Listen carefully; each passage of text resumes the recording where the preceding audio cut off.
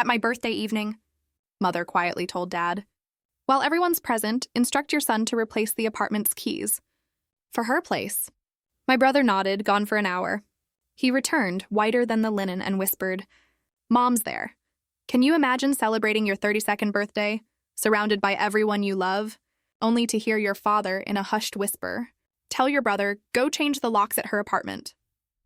That was my night. What they knew, what they were hiding from me, it would shatter my entire world. Just hours before, everything looked picture perfect. 3 years with Tyler, my dream guy, except he was mysteriously absent, of course. I was sitting there trying to enjoy the moment when I saw my mom, Diana, lean towards my dad. Her whisper was urgent. Dad nodded, then turned to my brother, Kyle. While everyone's here, he instructed, his voice low, go change the locks at her apartment. Kyle just slipped out, no questions asked. What did they know that I didn't? What the hell was going on? Looking back, I should have seen the signs. 3 years earlier, I met Tyler Jenkins at a digital marketing conference in Chicago. I was up there, presenting on social media strategy, and he was representing a client. Our panel discussion sparked into coffee, then dinner, then another dinner. Soon we were traveling between our cities every weekend until he finally moved to be with me. His amber eyes, that genuine interest in my thoughts, he made me feel truly seen. When he suggested moving in after 18 months, I didn't even hesitate. Our apartment became our sanctuary. Photos of us hiking in Colorado, tasting wine in Napa, spending holidays with my family. They filled every shelf. We talked about marriage like it was an eventuality, not an if, but a when. Tyler even casually mentioned children, saying we'd make beautiful babies. He had brown skin and hazel eyes, you know? These weren't just empty words. We discussed timelines, savings plans, even browsed neighborhoods with good schools. My career as a marketing executive at Atlas Media was soaring. Last quarter's campaign for a major athletic brand earned me a huge promotion and a team leadership role. The work was demanding but oh so fulfilling. Some weeks I'd be home after 9 p.m. Other times, Tyler would be the one texting he'd be late.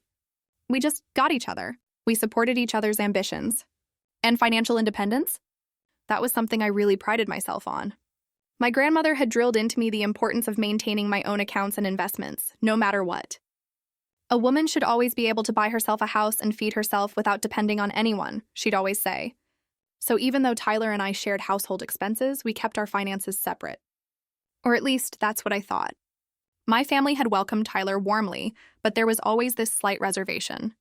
I just thought it was natural protectiveness. My older brother, Kyle, he's 35 and a security consultant. He'd sometimes ask these probing questions about Tyler's background or career moves. It bordered on an interrogation sometimes. My mom, Diana, with her uncanny intuition, would just study Tyler during our weekly family dinners. Her expression was always thoughtful, you know. Dad, steady and wise, he was friendlier, but still watched. I'd roll my eyes at their overprotectiveness, but deep down, I appreciated their vigilance. Those weekly dinners were sacred. Every Sunday at my parents' suburban home, or sometimes Kyle's downtown loft. Mom's cooking, family updates. Tyler came to most of them, though business travel sometimes kept him away. Those absences never raised flags. Until recently. The first changes were subtle. About 2 months before my birthday, Tyler started working late more frequently. Not just an hour here or there, but he'd be home after midnight several times a week. His marketing consultancy was landing bigger clients, he explained, requiring more intensive prep and client dinners. I totally understood. Hadn't I done the same during my major campaigns? Then his phone suddenly had a new password. When I raised an eyebrow, Tyler just laughed it off, saying a client had strict confidentiality requirements. His formerly open phone now always turned face down when he set it on a table. Texts would arrive late at night, and he'd step outside to answer them. Again, I rationalized. Client confidentiality was real, and I respected professional boundaries. Unexplained expenses started popping up. Nothing major, but restaurant charges in neighborhoods we never visited. Rideshare trips at odd hours. Small jewelry purchases. When I casually asked about them, Tyler had these plausible explanations. Networking events, client transportation, a birthday gift for his sister. The explanations came quickly, confidently, making me doubt my own suspicions. Physical affection decreased incrementally. Fewer kisses, shorter embraces, intimacy initiated less often. Work stress, he explained. a new fitness regimen leaving him tired, seasonal allergies making him unwell. Each excuse reasonable in isolation. Weekend plans together started evaporating. A client emergency requiring Saturday attention. A sudden business trip. Helping a friend move. Family obligations he'd forgotten to mention. Our traditional Saturday morning coffee and farmers market visits just disappeared from our routine. My 32nd birthday approached with Tyler growing increasingly distant. The final disappointment came 3 days before, when he regretfully told me he couldn't attend my birthday dinner. An important client had scheduled an emergency strategy session. I tried to reschedule Babe, but they're flying in specifically for this. The account is worth millions, he explained, looking genuinely torn. We'll celebrate just us this weekend. I promise. Anywhere you want to go. I nodded, understanding, swallowing down a lump of disappointment. My family immediately stepped up. They insisted they'd make my birthday special. Mom reserved a private room at Bellini's, my favorite Italian cafe, and invited my closest friends to join our family celebration. Don't worry about Tyler, Mom said, with this odd edge to her voice. We'll make sure your day is special. I didn't recognize then that my mother wasn't just being supportive. She was preparing for something much more serious than a boyfriend missing a birthday dinner. The week before my birthday, small incidents started piling up like storm clouds on the horizon. While doing laundry, I found a receipt in Tyler's jacket pocket from Cassandra's Jewelers. The purchase was significant, $800, but I couldn't reconcile it with any gift I'd received. Our anniversary had passed 2 months earlier with just flowers and dinner. When I casually mentioned finding the receipt, Tyler snatched it from my hand. That was supposed to be a surprise for your birthday, he said, looking annoyed.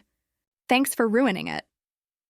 I apologized immediately, feeling guilty for snooping and ruining a potential surprise. Yet something felt off about his reaction, more anger than disappointment. I dismissed the feeling, chiding myself for being suspicious of a generous gesture. 3 days before my birthday, I overheard Tyler on the phone in our spare bedroom speaking in hushed tones. She doesn't suspect anything. No, everything's on schedule. Don't worry, I've taken care of it. Yes, Thursday night would be perfect while she's at dinner. When I entered the room, Tyler abruptly ended the call. Work stuff, he explained smoothly, trying to coordinate surprise client deliverables. When questioned further, he became defensively angry. Do I need to record my work calls for your approval now?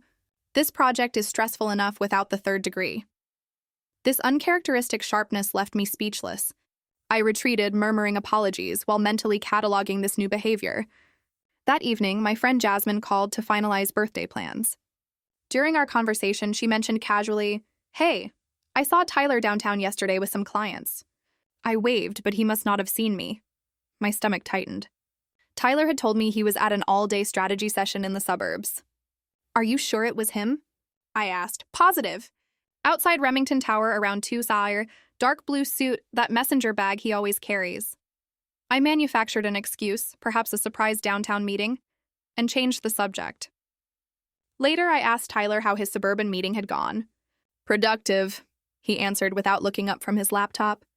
We finalized the quarterly strategy. I waited for him to mention any downtown excursion. He said nothing, leaving me to wonder what other lies might be accumulating between us. Despite these glaring warning signals, I rationalized each one away. Tyler was planning a birthday surprise. Work pressures were making him secretive. Downtown meetings happen spontaneously sometimes. I was being paranoid. Manufacturing problems where none existed. Our foundation was too solid to question over such minor inconsistencies. The morning of my birthday arrived with Tyler already gone from bed when I woke at 7:30. A note on his pillow read, "Happy birthday. Early client breakfast. See you tonight." A single rose lay beside it. Pretty but impersonal compared to previous birthdays when I'd awakened to elaborate surprises. He returned briefly while I was getting ready, giving me a quick peck on the cheek and a small wrapped box. "Something to wear tonight," he said, already heading toward the shower. Inside was a simple silver bracelet. Beautiful, but lacking the personal touch of previous gifts. No engraving, no significance to our relationship. Nothing that couldn't have been purchased for anyone. I thanked him warmly anyway, fighting down disappointment. As he dressed, a text notification illuminated his phone screen momentarily. "Can't wait to see you later. Everything's ready." The sender's name wasn't visible. My brother Kyle called unusually early, his tone overly casual. Just checking what time dinner is tonight. Also, do you need me to pick up anything from your place beforehand? No. Why would you need to come to my apartment? I asked, confused. Just offering. He backpedaled quickly. Thought you might need something brought to the restaurant. My mother called next, her questions oddly specific. Is Tyler there now? What time is he leaving? Will you two be coming to the restaurant separately? When I mentioned Tyler's work commitment, her silence spoke volumes before she carefully responded. I see. Well, we'll make sure you have a wonderful evening regardless. As I prepared for dinner alone in our apartment, emotions washed over me in waves. 3 years with Tyler, yet tonight he prioritized work over my birthday. I tried focusing on makeup, application while blinking back tears, telling myself I was overreacting. Opening the closet for my dress, I noticed Tyler's weekend suitcase, partially packed on his closet shelf. A work trip he hadn't mentioned. The sinking feeling intensified. I dropped an earring and it rolled under our bed. Reaching beneath, I found something unexpected. Another earring, but not mine. Silver with a small blue stone. Unfamiliar. Definitely not belonging to me. My hands trembled as I examined it, searching for innocent explanations. A friend who visited? Something that came with purchased furniture? The possibilities felt increasingly implausible. Still, I placed the strange earring in my jewelry box rather than confronting Tyler. Tonight was my birthday. I deserved celebration without drama or suspicion clouding the evening. Tomorrow would be time enough for difficult questions. Arriving. At Bellini's at 7 p.m., my family greeted me with hugs and forced enthusiasm. My father, James, embraced me longer than usual, while my mother studied my face with poorly concealed concern. Kyle's hug felt protective, almost apologetic. The private dining room looked beautiful. Flowers, candles, a happy birthday banner. An empty chair where Tyler would have sat remained conspicuously vacant, drawing my eyes repeatedly throughout the evening. Throughout appetizers, I noticed my family exchanging meaningful glances when they thought I wasn't looking. Kyle checked his phone every few minutes, typing rapid responses. My mother maintained this artificial cheerfulness that never quite reached her eyes, while Dad asked unusually detailed questions about my apartment building's security features. Does your building have cameras in the parking area? He inquired casually. Has the management changed the building access codes recently? When I questioned these security concerns, he waved dismissively. Just thinking about urban safety. You can never be too careful. Their behavior intensified my unease. My family knew something they weren't sharing. As much as they tried maintaining normal conversation, tension permeated the celebration like invisible smoke, gradually suffocating the festive atmosphere. Midway through our main course, my mother's phone chimed with a text. Her face paled as she read it, immediately leaning toward my father and whispering urgently. Their whispered conference lasted several intense minutes, expressions growing increasingly troubled.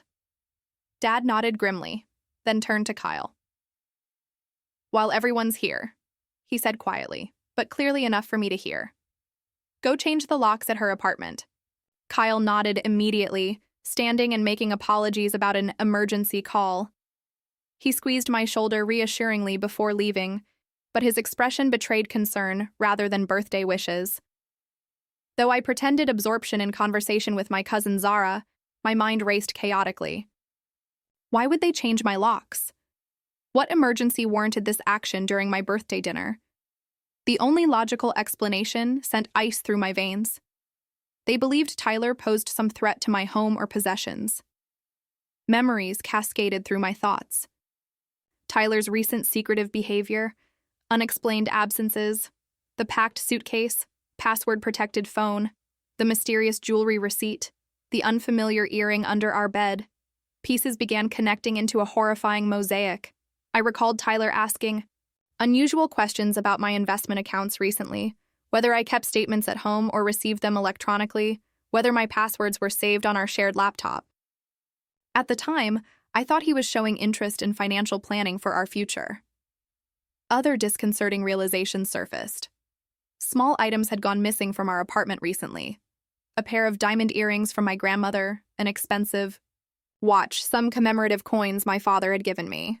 I had attributed their disappearance to misplacement or a cleaning mishap. My stomach clenched as another memory emerged, Tyler encouraging me to add him to my apartment lease 6 months ago. I declined, explaining my grandmother's advice about maintaining separate finances extended to keeping the apartment in my name only. He'd been unexpectedly angry about this boundary. Excusing myself to the restroom, I locked myself in a stall and tried controlling my rapid breathing. My hands shook as I considered calling Tyler, demanding explanations. Instead, I checked my own phone and found a text from an unknown number. "Your boyfriend isn't who you think he is. Check your bank accounts." Legs unsteady, I returned to the table with what must have been an unconvincing smile. My friends and family redoubled efforts to maintain celebratory appearances. Jasmine launched into an elaborate story about workplace drama. My cousin demonstrated card tricks. Mom encouraged everyone to share favorite memories of me from childhood through adulthood. Their transparent attempts at distraction only heightened my anxiety. Between animated stories, my mother checked her watch repeatedly. Dad stepped outside twice for phone calls, returning with a tightened jaw and strained smiles. Conversation grew increasingly loud and artificial, as though volume could compensate for the tension permeating the room. 45 minutes passed with no word from Kyle. His absence stretched well beyond what a simple lock change should require. Mom's frequent phone checks became less subtle, her brow furrowing with each glance. Dad called Kyle's phone, stepping away from the table, but I caught fragments. "Should have been back. What did you find? How serious?" The gift-giving portion of the evening arrived, presents placed before me with encouraging smiles. I opened them mechanically, books, perfume, jewelry, thanking everyone warmly, while feeling increasingly disconnected from the celebration. These normal birthday rituals felt surreal against the backdrop of growing dread about what Kyle might be discovering at my apartment. As my friend Alicia described the careful selection of her gift, a leather journal with my initials, I noticed my parents exchanging worried glances following another text. My mother's knuckles whitened around her phone. "Shouldn't Kyle be back by now?" I finally asked, unable to maintain the pretense any longer. "It doesn't take an hour to change locks." An uncomfortable silence fell over the table. My father cleared his throat, preparing what appeared to be a carefully constructed response. Before he could speak, I continued. "What's happening? Why are you changing my locks? What do you know about Tyler that I don't?" "Sweetheart," my mother began, reaching for my hand, "we should discuss this privately." "No," I insisted, my voice rising despite the restaurant setting. "I want to know now what's going on that requires changing my locks during my birthday dinner." The painful silence stretched until Dad sighed deeply. "We received some concerning information about Tyler today. We wanted to secure your apartment before." The private room door opened, interrupting his explanation. Kyle entered, his face grim. He immediately approached our parents, bending to whisper urgently. I caught only fragments. "Mom, there's someone else there, and that's not all." My family huddled in intense discussion several feet away, their expressions growing increasingly troubled. Whatever Kyle had discovered clearly exceeded even their worst expectations. I stood abruptly, chairs scraping loudly against the floor. "Tell me what's happening right now," I demanded, advancing toward their conference. "This is my life, my apartment, my relationship. I deserve to know." The restaurant suddenly felt suffocating, the cheerful music, flickering candles, and birthday decorations forming a grotesque contrast to the family crisis unfolding within our private room. Whatever awaited me beyond this celebration would forever divide my life into before and after. Kyle approached me first, placing steady hands on my shoulders. "Kesha, we need to talk somewhere private," he said gently. "This isn't the place." "Tell me now," I insisted, my voice steadier than I felt. "Whatever it is, I can handle it." My family exchanged glances before my father nodded reluctantly. Kyle guided me to sit while my parents dismissed my friends with quiet explanations. Soon, only family remained in the private dining room. "We received a call this afternoon," my father began carefully, "from a woman named Vanessa Johnson." The unfamiliar name hung in the air momentarily before he continued. "She discovered some disturbing information about Tyler. She believed she was his only girlfriend until finding photos of you in his wallet yesterday." My mouth dried instantly. What are you saying?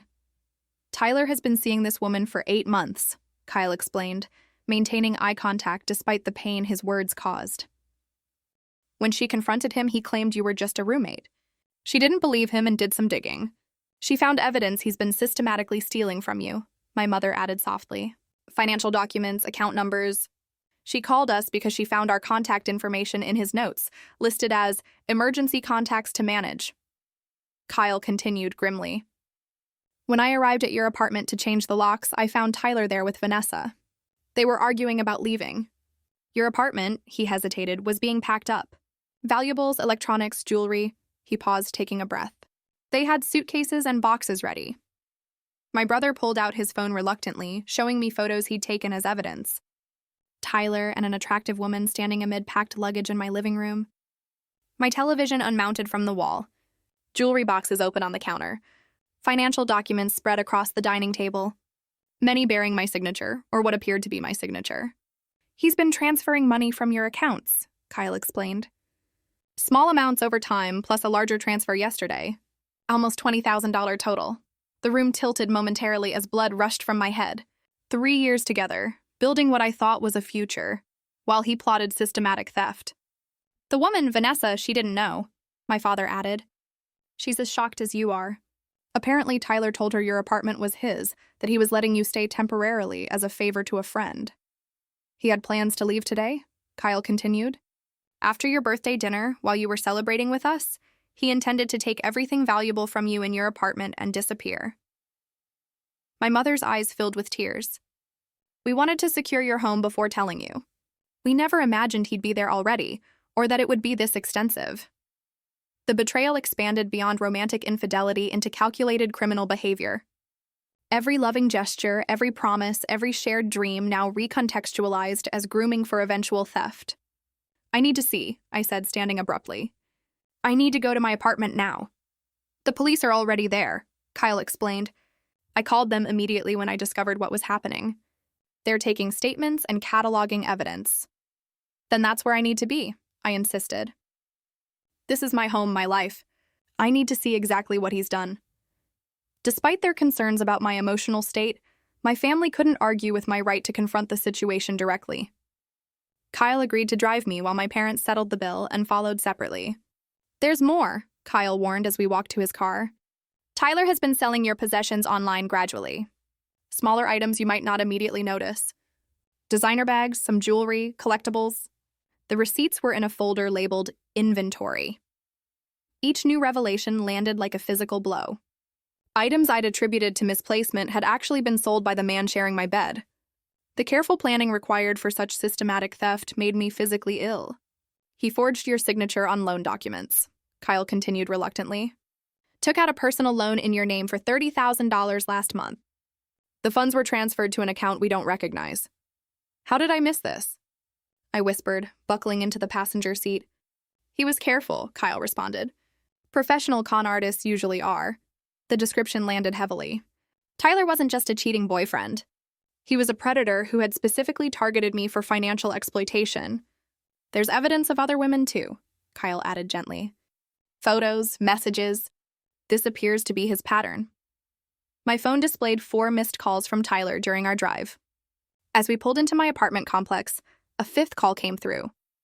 I declined it silently, noticing a text bubble appear immediately. Babe, there's been a huge misunderstanding. Call me as soon as possible. An unfamiliar car occupied my assigned parking space, presumably Vanessa's. 2 police cruisers flanked it, their presence simultaneously reassuring and humiliating. My deception would now become official record, documented in police reports and potential court proceedings. I straightened my spine, determination replacing shock. Whatever awaited inside my apartment, I would face it directly. My brother beside me, parents following behind, and officers awaiting my arrival formed a support system Tyler had never anticipated. He expected to disappear while I celebrated obliviously with family. Instead, he would face exactly what he had created. Ready? Kyle asked, hand on my shoulder. I nodded, stepping toward my apartment building with steadier steps than I expected.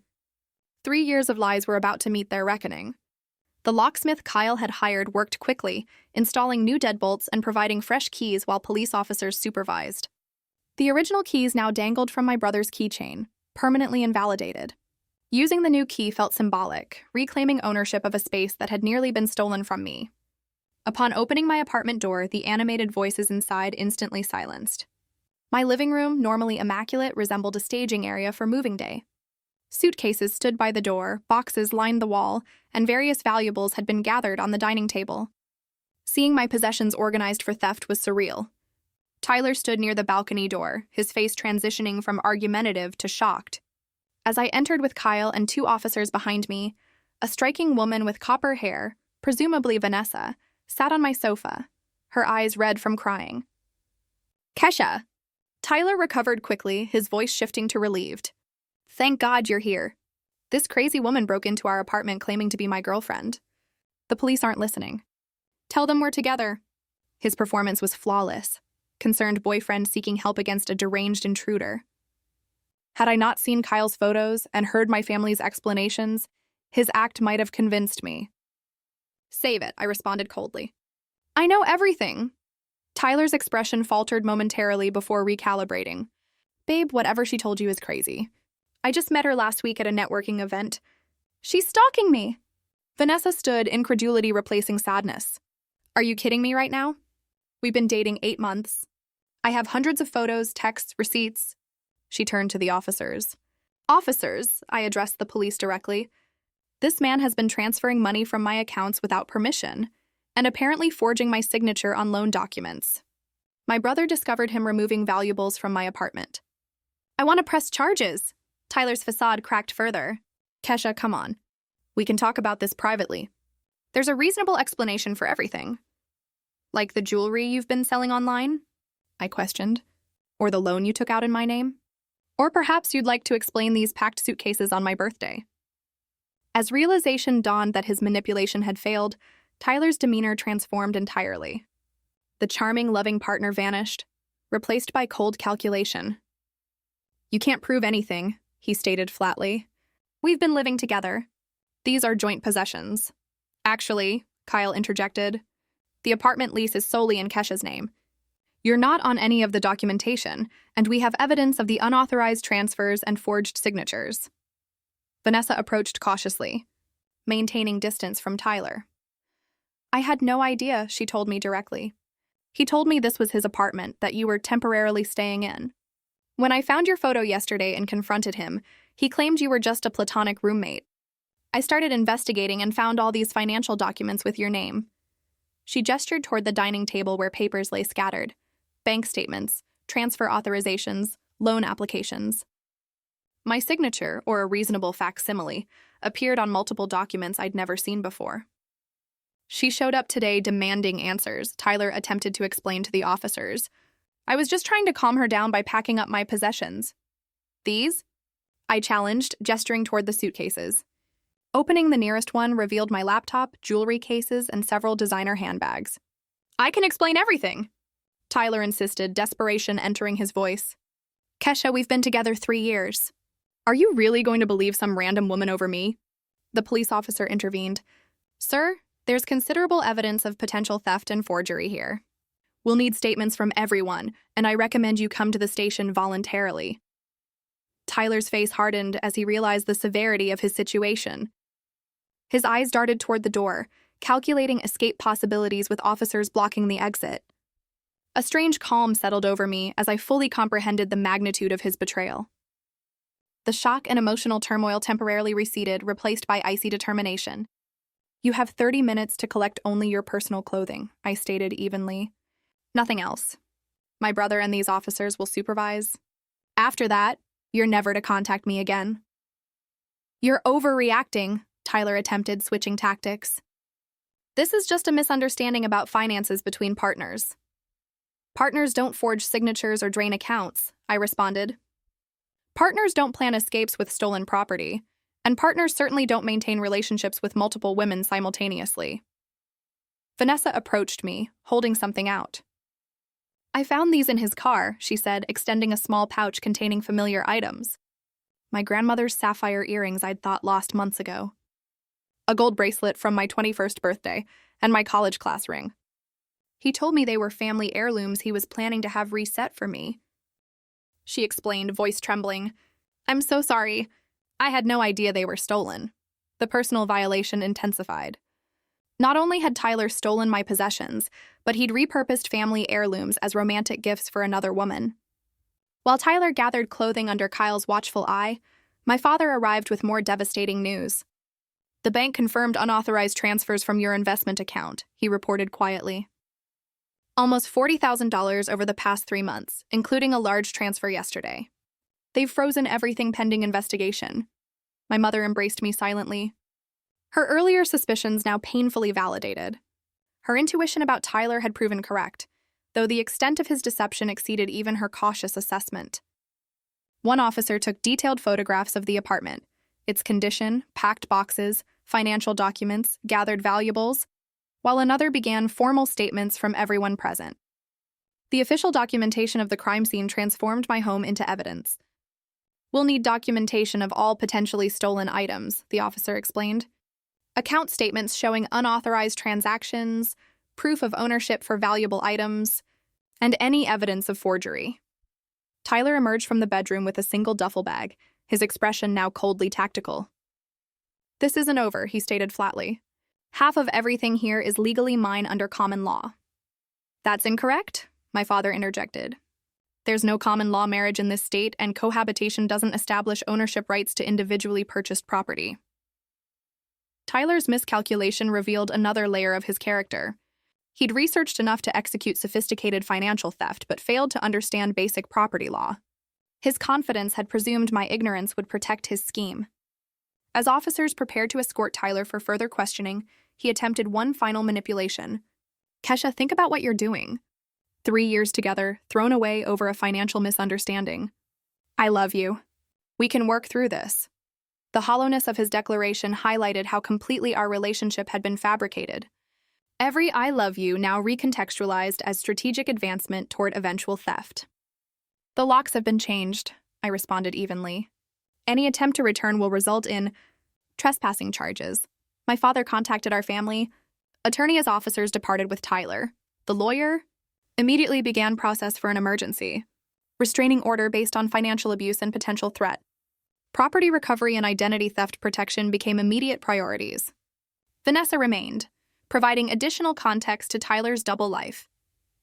They'd met at a coffee shop, his preferred hunting ground for targets, I remembered bitterly, and developed a relationship built on similar lies to those he told me initially.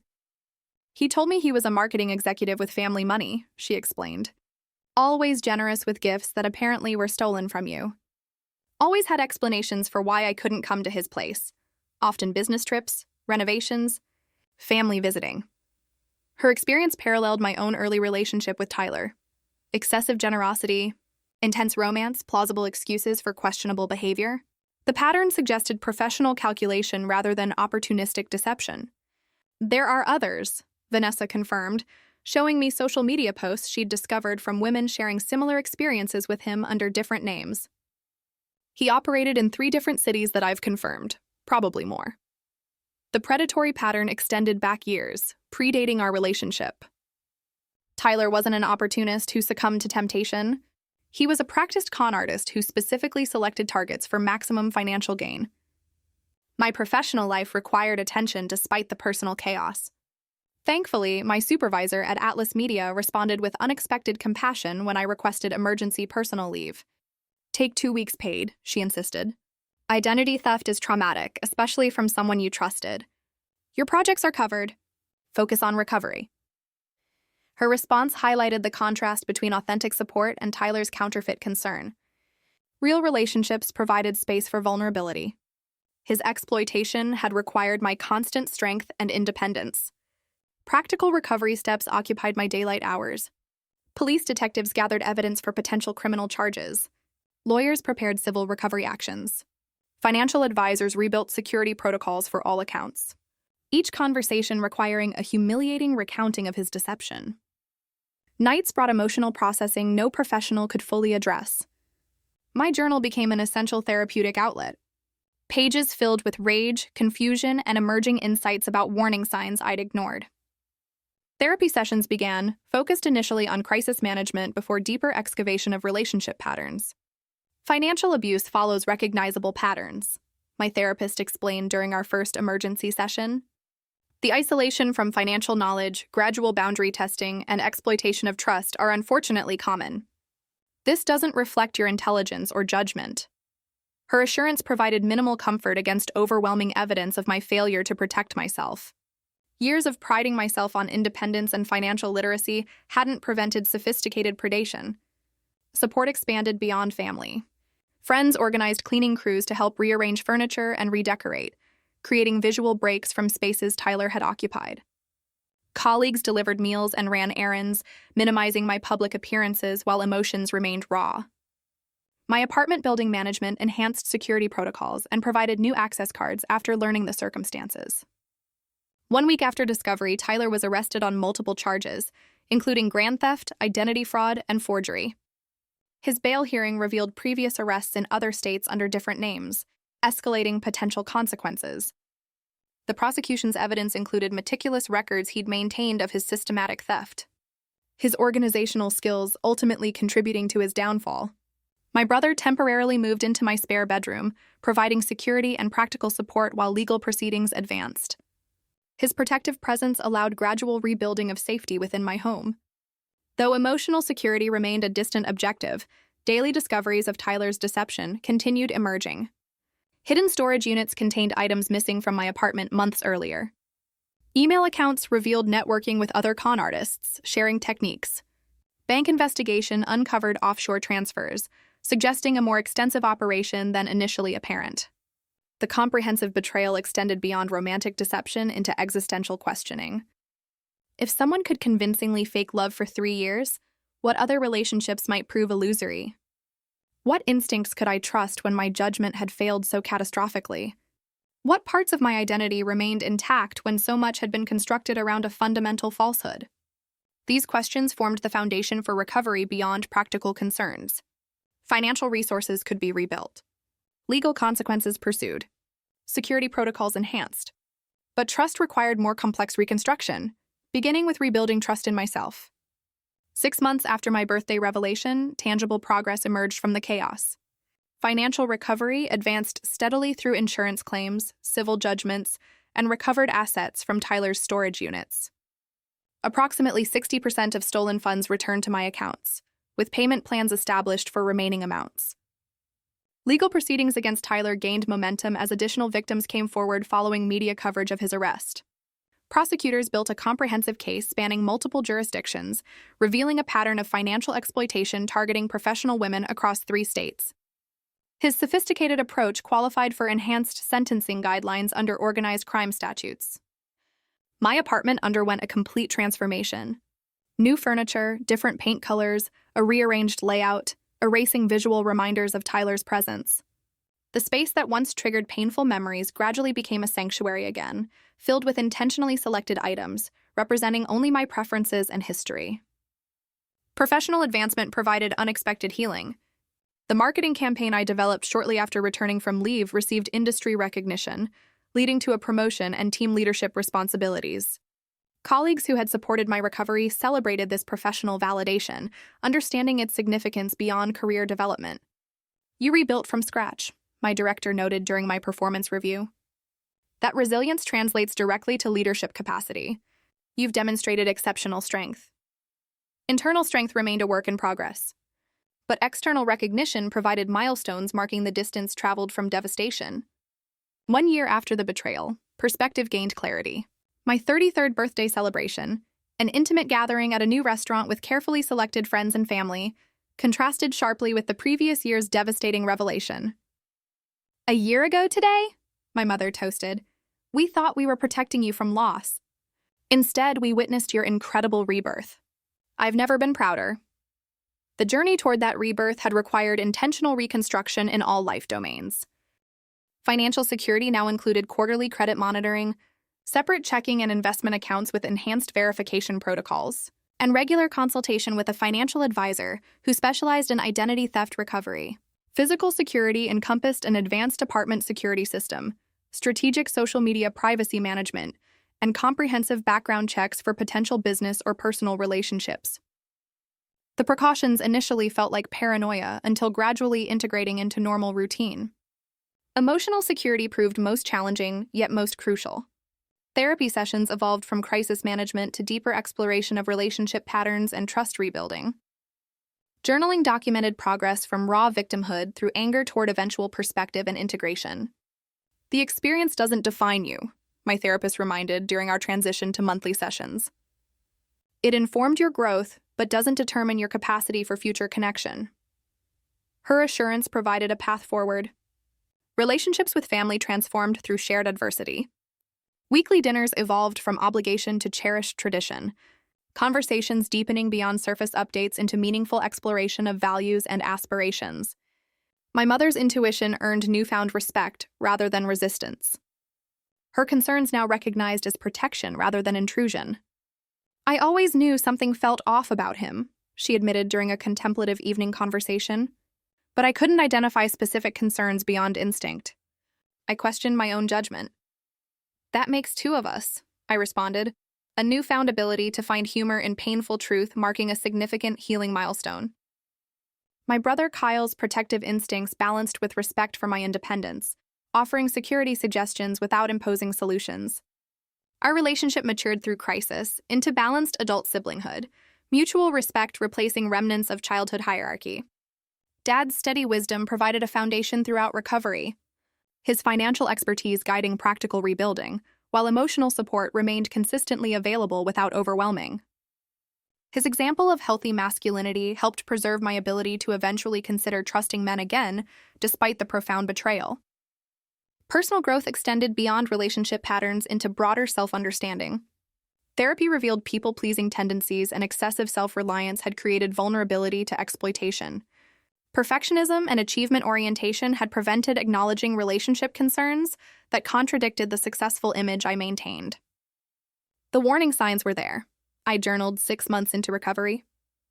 Not just his behaviors, but my discomfort I repeatedly dismissed. I prioritized relationship success over personal truth. Never again. Learning to honor internal warning systems became a critical recovery component. Physical sensations of unease, emotional discomfort with explanations, cognitive dissonance between words and actions, these subtle signals now received immediate attention rather than rationalization. Dating remained a distant consideration until 18 months after the discovery. Initial attempts felt mechanical, hypervigilance preventing authentic connection. Gradually, careful selection and appropriate pacing allowed tentative steps toward potential partnership, though with radically different expectations and boundaries. I'm not looking for someone to complete me or fulfill a specific role, I explained to David, the first man I dated seriously post-Tyler. I'm whole independently. A relationship would be complementary, not foundational to my identity. The distinction represented a profound shift from my previous relationship approach. Compatibility replaced completion as a primary objective, mutual growth superseding role fulfillment. Healthy skepticism balanced with openness. Verification accompanying trust. Professional counseling supported this evolution in relationship perspective. Trust should be earned incrementally, my therapist advised, not given completely upfront or withheld permanently. It's a dynamic process requiring ongoing confirmation. This balanced approach extended beyond romantic connections into friendships, professional relationships, and family dynamics. Boundaries became clearly articulated rather than internally assumed. Expectations explicitly discussed rather than implicitly presumed. Financial independence gained renewed priority. Emergency funds established with greater protection than previous savings. Investment strategy shifted toward greater personal control and diversification. Regular education supporting growing financial literacy. The greatest protection against exploitation is knowledge, my financial advisor emphasized during a quarterly review. Understanding exactly where your assets are and how they're managed prevents future vulnerability. 2 years after the betrayal, life rebuilt on a more authentic foundation than before. Career advancement continued through intentional development rather than reactive achievement. Home environment reflected genuine personal preferences rather than compromise with a partner's tastes. Relationships, platonic and potentially romantic, developed at an appropriate pace with healthy boundaries. Most importantly, my relationship with myself strengthened through adversity. Self-trust gradually rebuilt through consistent self-honoring choices and boundaries. Internal wisdom received attention previously reserved for external validation. Personal values clarified through contrast with their violation.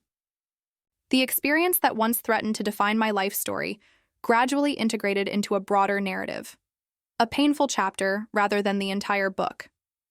Victimhood transformed into survivorship, then eventually into thriving beyond mere recovery.